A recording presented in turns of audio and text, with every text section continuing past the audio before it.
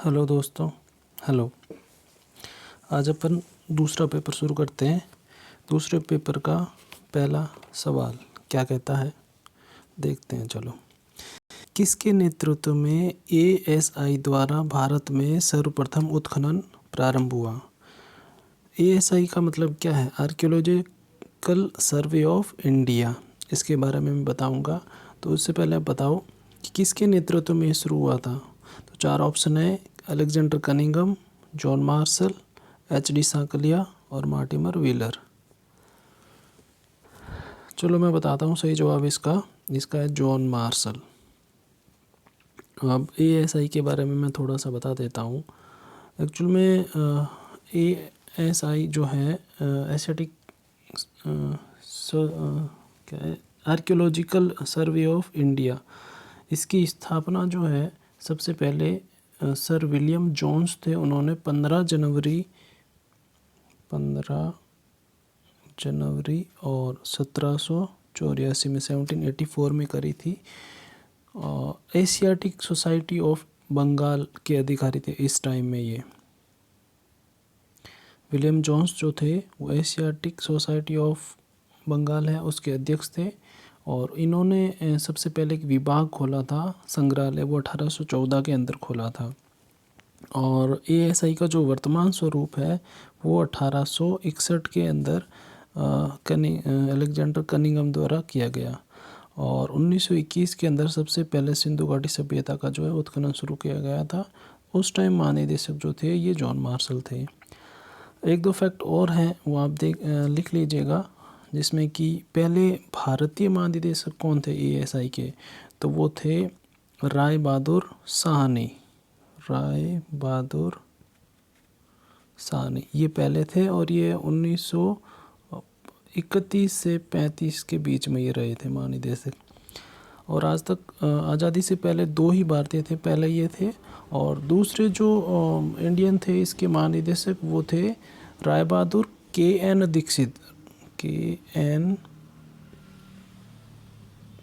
Dixit. Rai Bahadur actual में जो है वो एक उपाधि हुआ करती थी। तो पहले वाले जो थे वो दयाराम साहनी थे। राय बहादुर साहनी जो मैंने बोला था अभी, वो पहले भारतीय महानिदेशक थे और ये दूसरे इंडियन थे। एक क्वेश्चन और बन सकता है कि आज़ादी के टाइम, जब भारत आज़ाद हुआ उस टाइम कौन था, तो उस टाइम मार्टिमर व्हीलर इसके अध्यक्ष। मार्टिमर व्हीलर जो है 1944 से 1948 के बीच में इसके अध्यक्ष रहे थे। चलो अगला क्वेश्चन चेक करते हैं। क्वेश्चन नंबर 2, निम्नलिखित में से किसे भारत में प्राग ऐतिहासिक पुरातत्व का जनक कहते हैं?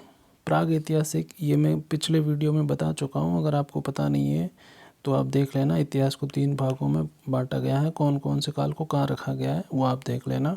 इसके चारों ऑप्शन है एच.डी. सांकलिया, कनिंघम, एल्चिन और रॉबर्ट ब्रूसफोर्ड। तो अपने को बताना है किसको भारतीय प्राग ऐतिहासिक पुरातत्व का जनक कहा गया है, तो यह है अलेक्जेंडर कनिंघम।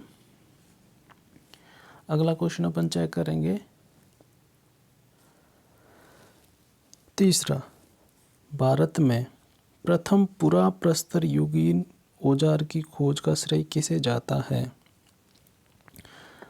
पूरा प्रस्तर का मतलब होता है पत्थर का जो युग था उसके आरंभिक काल, 3 काल थे। प्रस्तर काल को भी 3 भागों में रखा गया है, पूरा प्रस्तर, मध्य प्रस्तर और उत्तर प्रस्तर। तो ये कह रहे हैं कि पूरा प्रस्तर युग के औजार की खोज करी थी सबसे पहले, और उसके बाद जो है ये प्रागैतिहासिक अध्ययन हम कर पाए थे देश में। बाद में प्रागैतिहासिक इसके बाद आएगा। तो पता कैसे चलता था, तो सबसे पहले खोज किसने करी थी? क्या वो जेम्स प्रिंसेप थे, सांकलिया थे, आर.बी. फूट थे या फिर टेरा और पीटरसन? तो इसका आंसर सी है, रॉबर्ट ब्रूस फूट। ये है इसका आंसर है रॉबर्ट ब्रूस फूट। एक्चुअल के अंदर 1863 के अंदर इन्होंने एक हैंडेक्स की खोज करी थी पल्लवरम, मद्रास के अंदर। ठीक है, तो वहाँ से एक हैंडेक्स मिला था और उसी के बाद में हम ये जान पाए। और एक क्वेश्चन ये आया हुआ था कि रॉबर्ट ब्रूसफुट का संबंध किस क्षेत्र से है? तो ब्रूसफुट का संबंध जो है ये भूवैज्ञानिक थे, भूवैज्ञानिक, और ये ब्रिटेन के थे। ठीक है, नेक्स्ट क्वेश्चन देखते हैं, क्वेश्चन नंबर 4। हड़प्पा संस्कृति के संदर्भ में संस्कृति शब्द का प्रयोग पुरातत्वविदों ने निम्नलिखित में से किन विशेषताओं के आधार पर लिया? यानी कि पुरातत्वविद जो थे उन्होंने हड़प्पा संस्कृति जो है, तो ये संस्कृति क्यों कहा है, ऐसी क्या विशेषता थी कि इसको संस्कृति कहा गया? एक चीज़ और है कि आप ये देखना संस्कृति और सभ्यता में क्या अंतर होता है। इसके 3 ऑप्शन हैं, वो देखते हैं अपन। पहला विशेषता ये बताई गई है, वस्तुओं की विशिष्ट शैली, एक विशेष भौगोलिक क्षेत्र से संबंध होना और विशेष कालखंड से संबंध होना।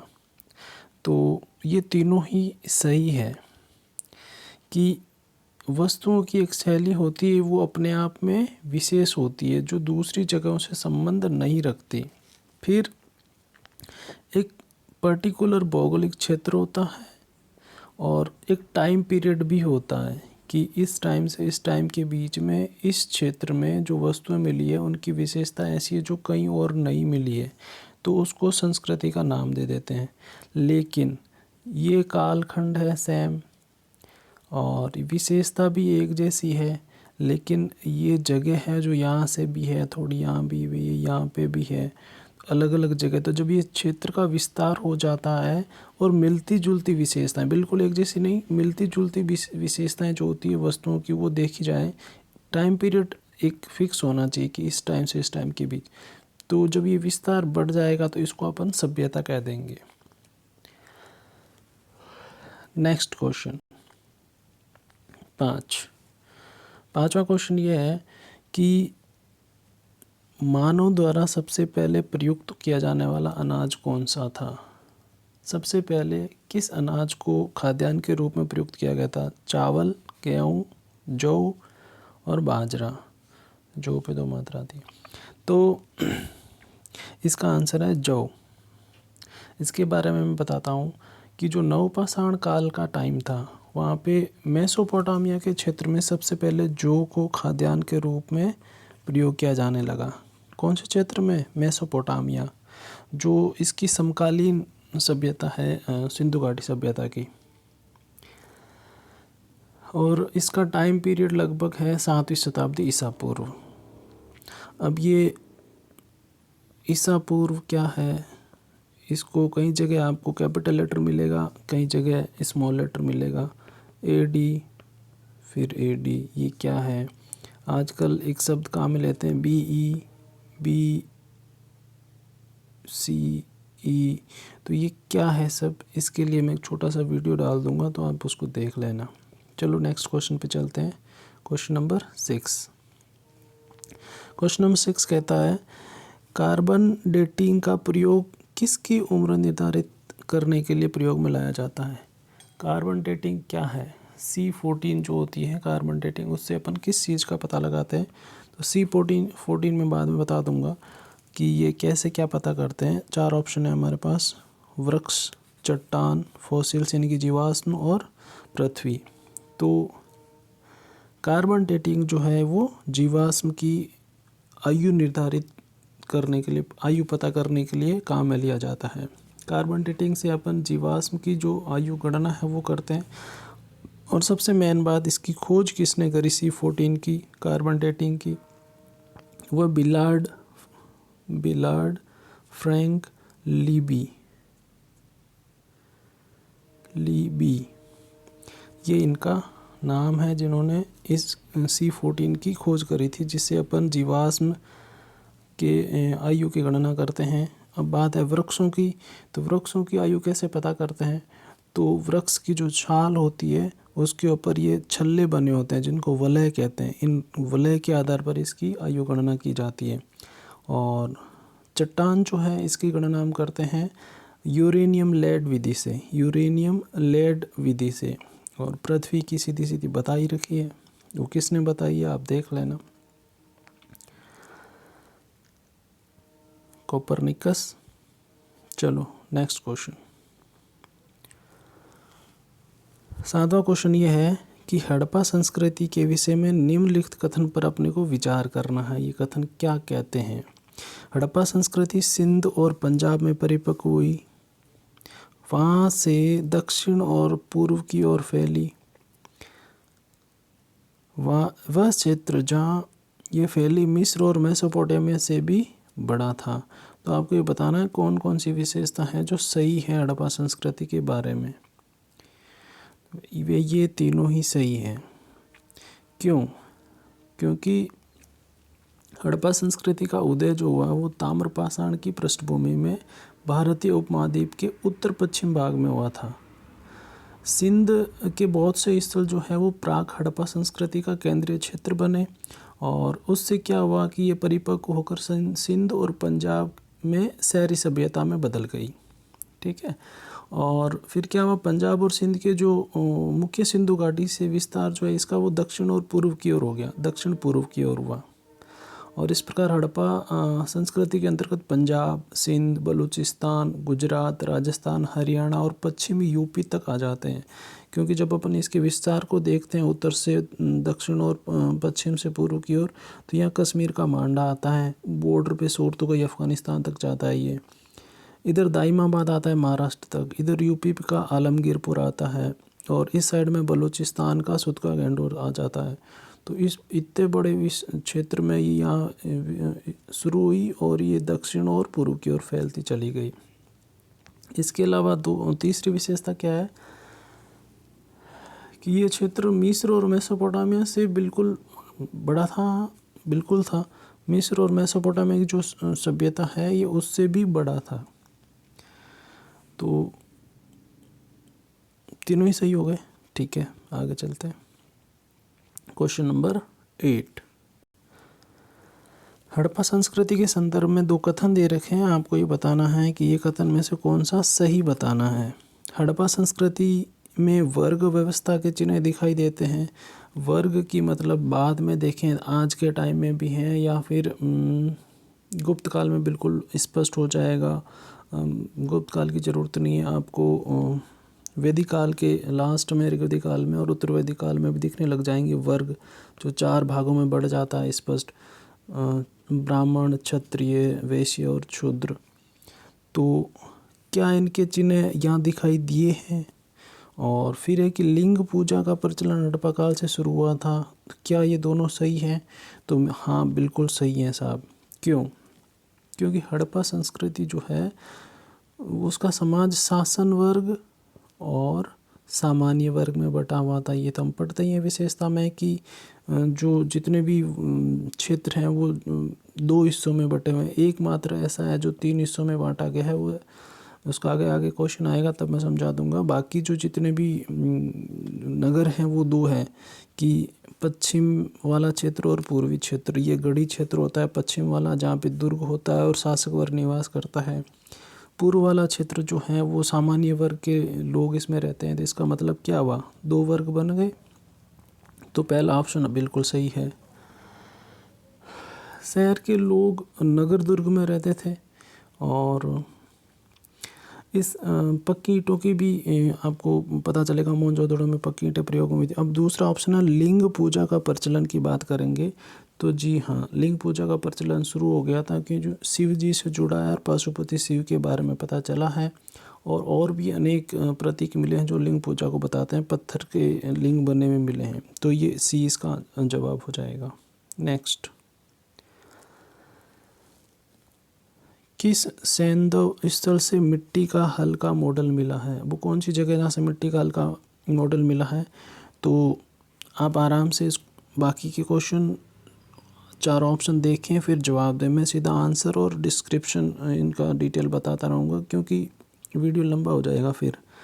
चलो, इसका आंसर मैं बता देता हूँ आपको कि मिट्टी का जो हल है वो बनवाली से मिला है। ये वैसे मैंने शायद पिछले वीडियो में बताया था कि मिट्टी का हल यहाँ से मिला है। अब इसके बारे में देखें तो बनवाली जो है ये हरियाणा के अंदर है। हरियाणा का एक ज़िला है हिसार, तो वहाँ से मिला है।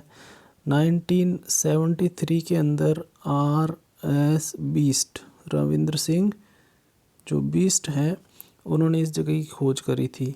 और यहाँ की दो जगह हैं, एक तो बनवाली और एक कालीबंगा, दोनों से प्राक हड़प्पा और हड़प्पा कालीन दोनों जगहों के प्रमाण मिलते हैं, तो ये भी आप ध्यान रखना।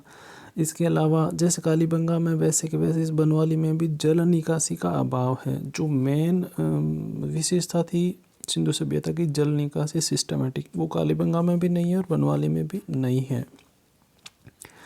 और इसके अलावा यहाँ हल्के आकृति तो मिली है, प्लस यहाँ से जौ के अवशेष मिले हैं और तिल और सरसों इसके ढेर मिले हैं।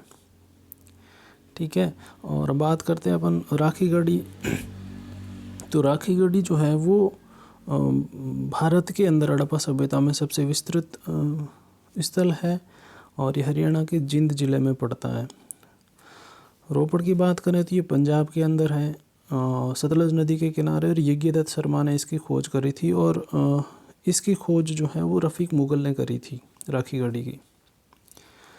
चलो नेक्स्ट क्वेश्चन 10। हड़प्पा संस्कृति समकालीन पश्चिमी एशिया की संस्कृति से भिन्न थी क्योंकि इसकी आसपास की जितनी भी सभ्यता थी उससे क्या ऐसी विशेषता थी हड़प्पा की जो उससे अलग थी। इसके पास नगर योजना में ग्रिड पद्धति थी, बिल्कुल थी। इसी के पास सिस्टमेटिक थी, बाकी कहीं मिलती नहीं है ऐसी। इसकी लिपि भाव चित्रात्मक थी, बिल्कुल थी। इसकी जल निकासी प्रणाली विशिष्ट थी, बिल्कुल थी। जल निकासी प्रणाली थी, ये ग्रिड पद्धति थी। ग्रिड पद्धति का मतलब होता है कि सड़कें ऐसे समकोण में काटती हैं सब जगह, और यहाँ बीच में जो है ये मकान बने हुए हैं, इधर मुँह इधर मुँह इधर मुँह इधर मुँह आपस में, और ये बिल्कुल ये ग्रिड व्यवस्था बनी हुई है। यहाँ सब जगह जो है, जो मेन रोड है उसके पास में जो है ये जल निकासी व्यवस्था है। और जब नगर के बाहर जो है वो बिल्कुल एक बड़ी जल निकासी की लाइन है जिस पे ये लाइनें मिल जाती है। इसके अलावा जितने भी नगर हैं, जैसे ये नगर है, तो इसका जो पूर्वी हिस्सा है वहाँ से एक मुख्य सड़क जो है नगर में एंटर करती है। एक ऐसी सड़क है जो पूरे नगर को बीच में से मिक्स करते हुए चलती है। तो ये जो एंटर होने वाली जो सड़क है और जो मुख्य सड़क है, ये जहाँ भी क्रॉस करती है तो एक सर्कल बनाती है। इस सर्कल को ऑक्सफोर्ड सर्कल कहते हैं। ऑक्सफोर्ड सर्कल की मुख्य सड़क प्लस प्रवेश सड़क जहाँ मिलती है वो ऑक्सफोर्ड सर्कल कहलाता है। चलो आगे देखते हैं। नेक्स्ट है 11 नंबर का क्वेश्चन है, किस ताम्रास्म मतलब कि तांबा प्लस पत्थर कालीन स्थल में तांबे का प्रयोग तो हुआ है लेकिन पत्थर के उपकरण नहीं मिले हैं। यानी कि ये जो जगह है वो उस काल की है जब तांबा और पत्थर मिक्स रूप से काम में लेते थे, लेकिन यहाँ केवल तांबे के औजार मिलते हैं, उपकरण मिलते हैं, पत्थर के नहीं। कौन सी वो जगह है? ऐसी जगह है आहड़। आड़ आपको पता ही है राजस्थान के उदयपुर में है। आड़ एक अपने आप में संस्कृति है जिसके लगभग 5 के आसपास क्षेत्र हैं। आड़ संस्कृति और ये गिलूंड इसी का एक हिस्सा है। यहाँ पे इसे तांबे आड़ से जो है वो तांबे की कुल्हाड़ियाँ और चूड़ियाँ मिली हैं। और ये आड़ का जो टाइम पीरियड है वो 2500 से 1500 ईसा पूर्व के बीच का माना गया है। और डी ऑप्शन है नावदा टोली। तो नावदा टोली जो है मध्य प्रदेश का स्थल है, एमपी का। यहाँ से लोहे के उपकरण भी मिले हैं और इसका जो है वो उत्खनन HD सांकलिया ने किया है नावदा टोली का। और ये कायथा जो है ये उज्जैन मध्य प्रदेश के अंदर है। चलो नेक्स्ट क्वेश्चन पे चलते हैं। क्वेश्चन नंबर 12 क्या कहता है, हड़प्पा संस्कृति के संदर्भ में कौन सा कथन या कौन से कथन सही हैं, सही बताना है। पशुपति इस काल के महत्वपूर्ण देवता थे, बिल्कुल थे। मूर्ति मिलती है साइड में जो जानवर वगैरह बैठे हैं। इस काल के लोग कांसा निर्माण की विधि जानते थे, बिल्कुल जानते थे, क्योंकि ये किस तरह की सभ्यता थी, कांस्य सभ्यता। ये संस्कृति अश्व केंद्रित थी? बिल्कुल नहीं। घोड़ा मात्र 2 जगह से अवशेष मिलते हैं, सुरकोटड़ा से, और वैसे ये नहीं थी। 1 और 2 ये बिल्कुल सही है, 3 गलत हैं। तो हमारा कौन सा ऑप्शन? सी ऑप्शन बिल्कुल इसका सही हो जाएगा, क्योंकि जो घोड़े हैं वो वैदिक काल के अंदर जो आर्य हैं उनका मुख्य, वो लोग इसका मुख्य रूप से प्रयोग करेंगे। नेक्स्ट क्वेश्चन पे चलते हैं। क्वेश्चन नंबर 13, नवपाषाण काल में निम्नलिखित में से कथनों में से कौन सा कथन असत्य बताना है? हड्डी के बने हथियारों का प्रयोग करते थे। जो ये नवपाषाण काल का क्वेश्चन है, ये थोड़ा ध्यान रखना। नवपाषाण काल, तो ये हड्डी का प्रयोग करते थे, बिल्कुल करते थे।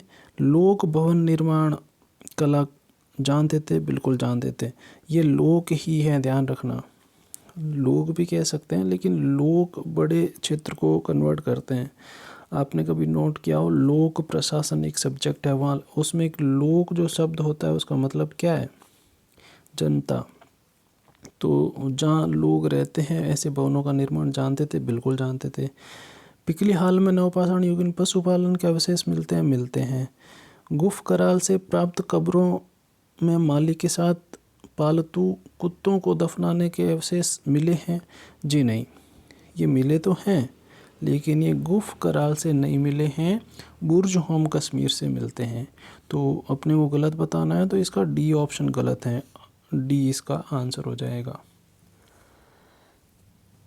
आगे चलते हैं।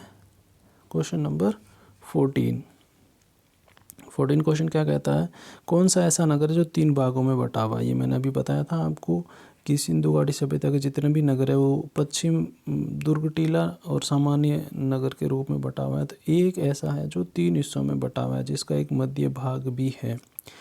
ये गढ़ी भाग है, फिर मध्य भाग आता है, फिर निचला नगर आ जाता है। ये है धोलावीरा। धोलावीरा के बारे में मैं कुछ चीज़ें बता देता हूँ। एक तो इंडिया के अंदर ये सेकंड बड़ा नगर है, और ये गुजरात का जो कच्छ जिला है वहाँ के बचाऊ जगह है वहाँ पे स्थित है। वहाँ पे एक द्वीप है छोटा सा, उसका नाम है खादिर द्वीप का नाम है। और इसका स्थानीय भाषा का में मतलब होता है बैठने वाला बैठ। किसका? इस खादिर का। तो इस जगह पे ये बसा हुआ है, और यहाँ पास में से जो 2 नदियाँ निकलती है वो है एक तो मनसर और दूसरी है मनहर, इस जगह के आसपास। और जो कच्छ है वो उसका मैदान चारों तरफ फैला हुआ है इस धोलावीरा की जगह से। और धोला का मतलब होता है सफ़ेद, ये आपको पता ही होगा, और वीरा का मतलब होता है कुआं। तो सफ़ेद कुआं हम कह सकते हैं इसका एक हिसाब से अर्थ होना। और 1967-68 के अंदर जेपी जोशी ने इसका उत्खनन किया था, और 3 क्षेत्र में ये बटा हुआ है। एक इसकी विशेषता ये है कि पॉलिश युक्त पत्थर मिले हैं बहुत सारे। धोलावीरा जो है, यहाँ से पॉलिश वाले पत्थर मिले हैं बहुत बड़ी संख्या में। नेक्स्ट 15 नंबर का क्वेश्चन क्या कहता है? सिंधु घाटी सभ्यता का पत्तन नगर कौन सा है? पत्तन का मतलब बंदरगाह। कौन सा वो स्थल है जहाँ पे बंदरगाह मिला है? तो ये लोथल है। लोथल को बंदरगाह नगर आपको पता ही होगा, कहते भी हैं, क्योंकि यहाँ से एक बंदरगाह होने के अवशेष मिलते हैं। लोथल पता ही है, गुजरात में है। इसके बारे में पिछले वीडियो में भी काफ़ी चीज़ें बता चुका हूँ लोथल के बारे में। आगे चलते हैं। नेक्स्ट क्वेश्चन है 16 नंबर का। भारत में रेशम का प्राचीनतम साक्ष्य किस पुरातत्व स्थल से प्राप्त होता है? रेशम, भगवानपुरा, बी है नेवासा, सी रंगपुर, और डी है रोपड़। तो इसका आंसर है बी, नेवासा। नेवासा कहाँ पड़ता है? तो नेवासा महाराष्ट्र के अंदर पड़ता है। अहमदनगर जिला है महाराष्ट्र में, वहाँ पर नदी है परवरा, उसके किनारे ये बसा हुआ है। भगवानपुरा जो है ये है हरियाणा के अंदर, और रंगपुर आपको ही पता ही है, गुजरात में है, रोपड़ पंजाब में है। और नेवासा का जो उत्खनन किया था वो M.N. देशपांडे ने किया, M.N. देशपांडे। नेक्स्ट, कोपेनहेगन संग्रहालय की सामग्री से पाषाण, कांस्य और लौह युग का त्रियुगीय विभाजन किसने किया? यानी कि कोपेनहेगन संग्रहालय है, उसमें बहुत सारा सामान पड़ा है, उस सामान को चेक कर करके 3 हिस्सों में बांटा कि ये वाला जो सामान है वो पाषाण काल का है, ये कांस्य युग का है और ये लौह युग का। ये ऐसा किसने करा? तो थॉमसन ने, ये थॉमसन ने किया है। ये ऑप्शन सही है इसका। नेक्स्ट, निम्नलिखित में से सुमेलित करना है आपको। एक साइड में जगह दे रखी है और उसका खोज करता, पुरातात्विक खोज, यानी कि क्या क्या जगह चीज़ें वहाँ से मिली हैं। तो जगह है लोथल, कालीबंगा, धोलावीरा और बनवाली।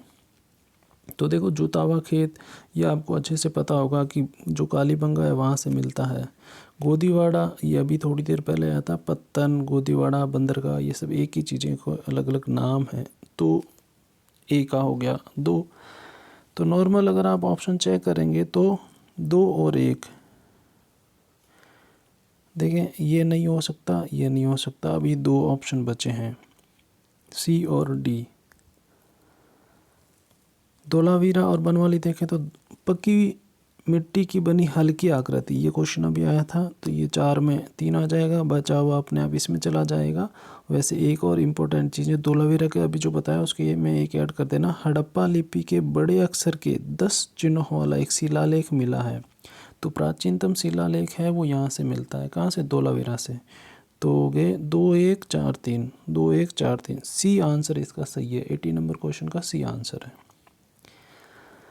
19 नंबर का क्वेश्चन कहता है कि निम्नलिखित में से किसने हड़प्पा संस्कृति के विघटन के लिए इंद्र को उत्तरदायी माना है? इंद्र यानी कि भगवान इंद्र। तो कौन है? John Marshall, Mortimer Wheeler, Aurel Stein और M.S. वाट्स। कौन है? तो ये साहब है मार्टिमर व्हीलर। एक्चुअल में हड़प्पा का जो विघटन हुआ है उसमें बहुत सारे जो इतिहासकार हुए हैं, उत्खननकर्ता हुए हैं, उन्होंने अपने अपने बारे में अलग अलग मत दिए हैं। तो एक थे गार्डन चाइल्ड, नाम सुना होगा आपने, गार्डन चाइल्ड। तो इन्होंने कहा था कि बाहरी आक्रमण ही इसका एक मेन कारण है कि इस सभ्यता को ख़त्म होना पड़ा। जैसे कुछ ने कहा कि महामारी फैल गई थी, किसी ने कहा कि नदियों ने अपना रास्ता चेंज कर दिया। तो वैसे के वैसे गार्डन चाइल्ड ने कहा बाहरी आक्रमण। तो इनका समर्थन करते हुए मार्टिमर व्हीलर कहते हैं जी बिल्कुल बाहरी लोगों ने आक्रमण करा है, आक्रमण भी इंद्र ने ही करा है। तो पूछा भाई क्यों? तो इन्होंने कहा देखो जब हम ऋग्वेद पढ़ते हैं तो वहाँ इंद्र को क्या कहा गया है? तो पुरंदर, पुर मतलब दुर्ग होता है, इंद्र। तो इसका मतलब है कि दुर्गों को जीतने वाला या फिर दुर्गों को ध्वस्त करने वाला। और नरसंहार का देवता भी इन्हीं को ही माना गया है, इंद्र को। इसलिए कहते हैं कि इंद्र ही थे जिन्होंने यहाँ पर आक्रमण किया था। तो बी इसका आंसर है। नेक्स्ट, भारत में मानव का सर्वप्रथम साक्ष्य कहाँ मिलता है? भारत में वो कौन सी जगह है जहाँ पे मानव के साक्ष्य मिलते हैं? तो जी ऑप्शन है नीलगिरी, शिवालिक पहाड़ियाँ, नल्ला मल्ला की पहाड़ियाँ, नर्मदा पहाड़ियाँ। तो ये डी आंसर है इसका, नल्ला मल्ला की पहाड़ियाँ। मानव का जो सबसे पहला जो ये MP की होशंगाबाद ज़िले में है ये नर्मदा, और यहाँ जगह का नाम है हथनोरा। और यहाँ जो मानव का कपालखंड मिला है उसको नाम दिया है नर्मदा मैन। एक खोपड़ी मिली है मानव की, और उसको एक क्वेश्चन पूछा कि उसको किस वर्ग में रखा गया है? तो एक है होमो इरेक्टस, होमो इरेक्टस वर्ग में रखा गया है इस नर्मदा मैन को। आज का अंतिम सवाल, सिंधु घाटी सभ्यता के संदर्भ में निम्नलिखित प्रश्नों का पर विचार कीजिए। बैल, हाथी, गेंडा। किस पशु या किन पशुओं की आकृति या आकृतियाँ सिंधु मुद्राओं पर पाई जाती है? तो आप देखें ये पिछले वीडियो में मैं मुद्राओं से रिलेटेड काफ़ी क्वेश्चन बता चुका हूँ और आज ये फिर बता रहा हूँ कि वो कौन से जानवर हैं जिनकी आकृतियाँ मुद्राओं पर मिलती है। 2 तरह के क्वेश्चन थे, जिसमें से ये है कि किस किस की, तो जो बैल बहुत ज़्यादा मिले हैं, हाथी भी मिलता है, गेंडा भी मिलता है, तो तीनों ही सही है कि इसका डी। अब आज के वीडियो में 2 क्वेश्चन मैं आपके लिए दे रहा हूँ, जिसमें आपको कमेंट में बताना है इनका आंसर। पहला कि हड़प्पा संस्कृति के स्थलों में से चांदी का मुकुट कहाँ से मिला है, और दूसरा सवाल है हड़प्पा सभ्यता का एकमात्र स्थल जो दुर्गीकृत नहीं है। सभी स्थल है जहाँ दुर्ग के प्रमाण मिले, एक ऐसा स्थल है जहाँ दुर्ग के कोई प्रमाण नहीं मिलते, और चांदी का मुकुट। ये इनके जवाब आपको कमेंट बॉक्स में देने हैं। और कोई इम्प्रूवमेंट की ज़रूरत हो तो प्लीज़ मुझे बता दीजिएगा। Thank you.